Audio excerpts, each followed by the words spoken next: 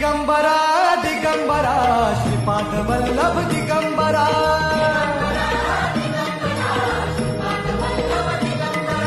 प्रथम अवतार दत्त गुरूंचा जन्माला पिठापुरा। नमस्कार मित्रांनो, मी अमरीश तुमचं आपल्या हक्काच्या मराठी प्रतिशोध AMS YouTube चॅनलवरती स्वागत करतो। तर मित्रांनो, आता आपण आलेलो आहोत श्री क्षेत्र नारायणपूर दत्त मंदिर। हे मंदिर कसं आहे ते पाहण्यासाठी आपण आता जाऊया। माझ्या या YouTube चॅनलवरती हे मंदिर कसं आहे सविस्तर तुम्हाला दाखवतो। तर व्हिडिओ आवडल्यास नक्की लाईक करा, शेअर करा, सबस्क्राईब करा। तर चला पाहूया।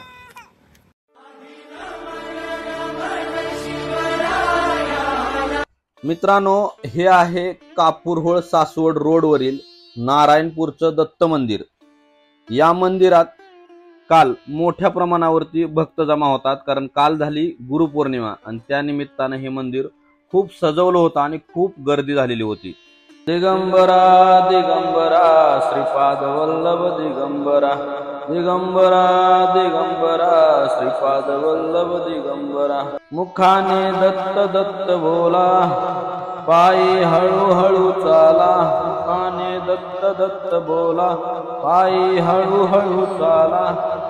दिगंबरा दिगंबरा श्रीपाद वल्लभ दिगंबरा दिगंबरा दिगंबरा श्रीपाद वल्लभ दिगंबरा। व्हिडिओ कंटिन्यू करा।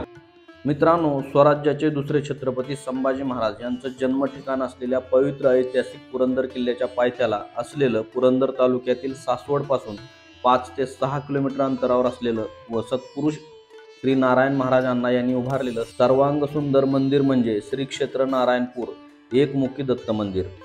पुण्यापासून 30 ते 35 किलोमीटर अंतरावर असलेले हे दत्त मंदिर एकमुखी षडभुज दत्त मूर्तीमुळे प्रसिद्धीस आलेलं आहे।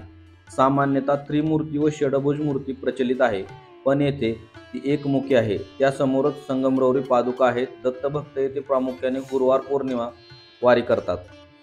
दत्त जयंती येथे फार मोठ्या प्रमाणात साजरी केली जाते। त्यावेळी येणाऱ्या भक्तगणांची संख्या लाखात असते। येथे येणारे भाविक मुख्यत्वे करून श्री सद्गुरू नारायण महाराज उर्फ अण्णा यांचे प्रवचन ऐकण्यासाठी यायचे। माणसामधील माणूस जागा करणे हे मुख्यत्वे करून नारायण महाराज यांचे ध्येय होते असे सांगतात। या मंदिरात जुनी गुरुचरित्र पारायणाची जागा आहे। पुरातन दत्त पादुका आहेत। सदर परिसरात राहण्यासाठी भक्त निवास व प्रसादाची व्यवस्था आहे।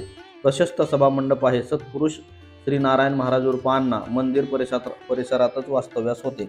येथे काही संन्यासी साधू व उपासक आहेत। हा निसर्गरम्य परिसर श्री गुरूंच्या वास्तव्याने अतिशय पवित्र झालेला आहे।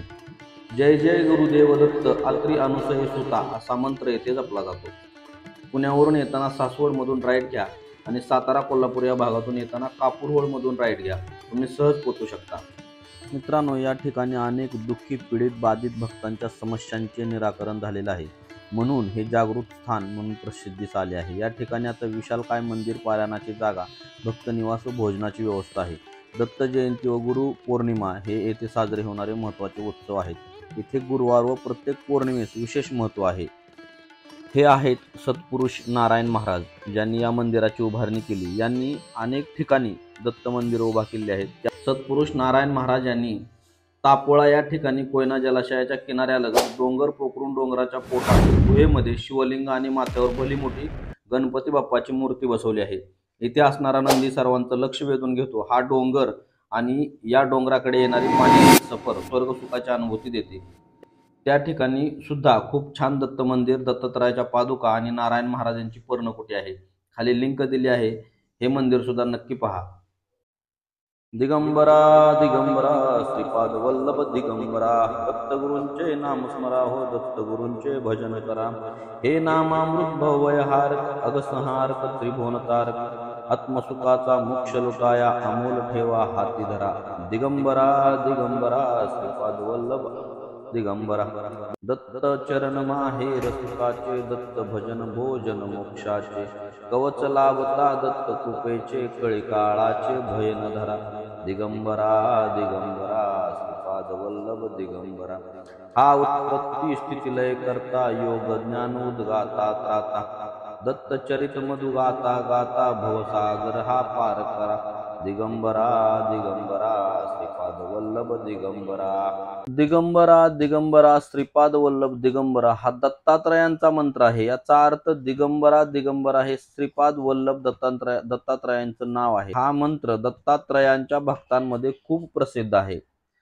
हा मंत्र श्रीपाद वल्लभ दिगंबरा अशा प्रकारे देखील बोलला जातो। याचा अर्थ श्रीपाद वल्लभ दत्तात्रय हे दिगंबर आहेत असा होतो। दिगंबर म्हणजे ज्याने दिशांनाच आपले वस्त्र मानले आहे, म्हणजे ज्याला कोणत्याही गोष्टीचे बंधन नाही।